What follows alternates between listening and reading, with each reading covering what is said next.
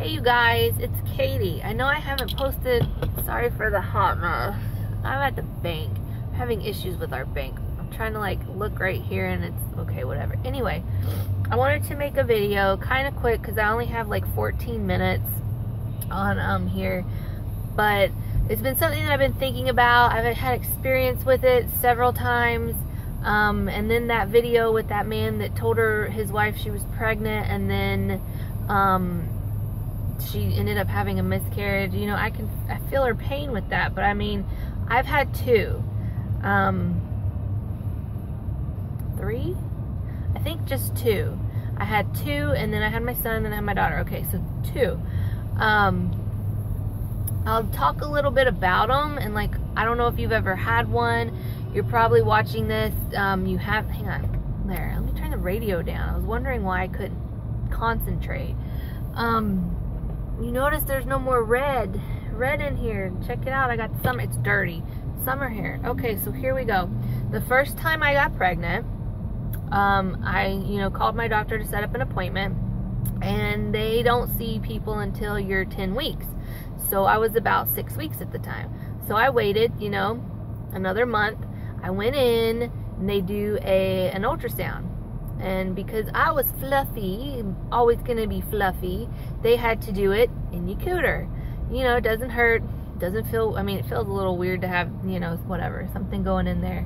And you always know something's wrong in any kind of situation when the techs or whatever, they're like, let me go get a doctor, hang on a second.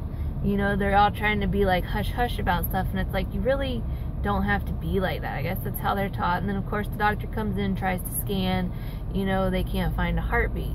So with that one, I was like, no big deal. I never heard a heartbeat. I never felt pregnant. I ended up being 6.5 weeks, I think, altogether, give or take. And then the next couple days is when it actually happened to me, the miscarriage. And my experience with the first one was horrible. Horrible. Okay, and the second one was a little bit okay. The doctor didn't give me any medicine. If you ever have a miscarriage, and you're gonna do it naturally and you're gonna pass it naturally, ask for like some kind of high strength ibuprofen, or get you some medicine, something that's good, because it's like cramps to the 7 millionth power. Okay, and it's not like they let up. It's a constant thing. But like I said, this one, I started to pass it. It was just like a really, really heavy period. And then like there was a couple times there was little clots that, I wasn't sure if it was the fetus or, whatever. It was weird, but I mean, and it lasted about 10 days, I think. And I mean, it's like big time heavy. Like, take your heaviest flow you've ever had and divide it by like 10. Divided by 10. Times it by 10. So you want to get the big, thick grandma pads. I mean, get you some Depends to wear too. Because let me tell you, when my second one, I went in, and because I'd had a miscarriage previously, they checked me at 6 weeks. And they did the scan and everything, and there was a heartbeat there. So I was like, oh, kind of excited. There's actually a heartbeat. You could see it on the thing. I mean, it's like this big, but you could see the little heartbeat. I got the little ultrasound, the picture, all that stuff. And then I had another appointment at 7 or 8 weeks. So it was like a week or 2 that I had. And I went back, and they couldn't find a heartbeat with that one. That one kind of bothered me a lot more than the first one, because I didn't get to hear the heartbeat, and it was just like it didn't exist really, the first one. Now the second one was a lot worse than the first one. The first one, it kind of happened, I mean, I guess it was in there for several weeks, and then it just kind of naturally came. She'd given me these little pills that you're supposed to pop up in your cooter, 4 of them, pop them up in your cooter. They don't say how, but you want to lube them or something, because it's not comfortable having your man, your husband, your baby daddy, your boyfriend, fiance, whatever, try to stick them into your crotch when it's dry. Not nice. It does not feel good. So they look like little stop signs, I mean, they're not very big. I waited about a week, after the second, you know, after I had my appointment and, you know, there was no more heartbeat, all this stuff, I think I waited a week and it didn't come. Like, you know, it didn't come out. I didn't, you know, miscarry it, anything like that. So I decided to put, to have my husband put the little pills in. So what you had to do with those was stick them in, and I got up on the wall and I put my legs up on the wall because you have to be elevated a little bit. So I sat like that for 30 minutes. I did this at bedtime. Why I decided to do this at bedtime, I don't know. But so I'm laying there, and after that, you know, I get up, go pee, whatever, you know, you start to feel a little crampy, like, I have my period cramps like that. And then it started getting worse, and I was like, whoa. And you could like feel, I don't know, you know how you feel like you're leaking, like something's dripping when it's really heavy flow? Okay, this one freaked me out so bad. I mean, I went to the bathroom afterwards, you know, I decided to put on a big pad. I went out and sat on the couch.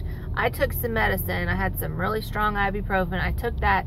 It barely touches it. I think I also took like 4 Midol because it was like the pain does not go away. And the grossest thing, I'm telling you this because I want to tell you and share my experience. I was sitting there, and like, you know how when you move, you know, you're on your period, you all know how that feeling is. You can't use tampons, of course, but you know, I had a big pad on, and I moved, and I went to get up or do something. Kid you not, it felt like someone turned the water hose on, and it went everywhere. It went on my couch, it went up my underwear, up my pants. It was crazy. And it's not like a little bit of blood, I'm telling you, it's a lot. You're gonna soak through the big mama pads like every 20 minutes to 30 minutes. You're going to soak through those, and there's going to be clots, and there's going to be things that sound like balls are falling in the toilet. You don't always have to look, but and it's the weirdest thing because it's like you sit down to go to the bathroom and you don't even have to push to pee or anything, and you feel things popping out. Like not pop, but I mean like clots and stuff, and it's crazy because you're expelling the baby, you're expelling the lining, you're expelling the placenta. I think you expel the placenta if it's even there within a few weeks. But I mean, it is crazy, and it is cramps, and it's all the time cramps until you get everything out, and then you're gonna have to go back to the doctor to have them check you to make sure that nothing is left in you. You know, I mean, and that of course happens several weeks afterwards, but you will bleed. Be prepared for at least 2 weeks. Some women go longer, some women don't, but you want to make sure you get some good medicine, or you have the doctor write you a prescription if they're a good doctor. Mine wasn't at the time. And make sure you go to Sam's, you go to Costco, you go anywhere, and you get the biggest, thickest pad you can find. Do not wear any nice clothes or pants or anything, because you may leak through. And it's like, you know how heavy flow is, and then when you stand up and you feel like it's all gushing everywhere, that will happen. But let me tell you this, it's nothing that you did. You couldn't prevent it. These things are natural. My first one, I was like I told you, wasn't that big a deal, but it kind of got my heart. The second one, I'm thinking, well, did I not do what I was supposed to? Did I not start taking the prenatals when I was supposed to? Was I still too chunky? You know, I was trying to lose weight at the time. Did I run, you know, and jerk it around, or, you know, and you feel like it's your fault, like it's your responsibility to take care of this little thing inside you, and you did something wrong. But it's not. They just happen naturally. Like, the way I thought, it's like the baby was too perfect, it would have like blown people's minds on earth, you know?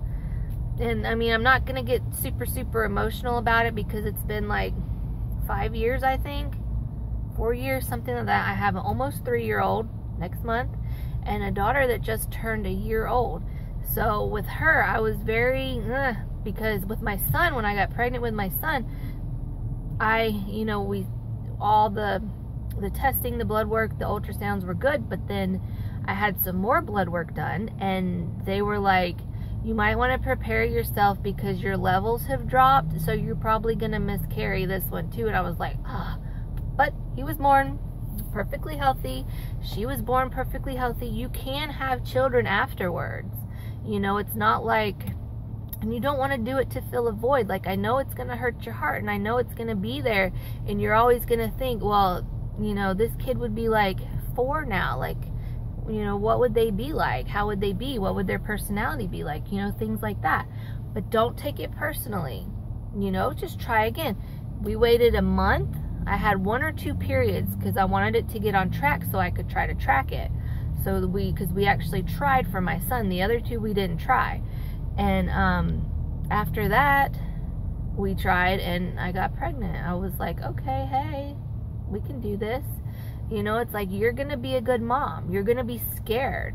There's things that people are not going to tell you, but rest assured, I'm going to make a video about giving birth, and between a birthing center and like women's center for women and babies, whatever, and a hospital, because I've had one at both.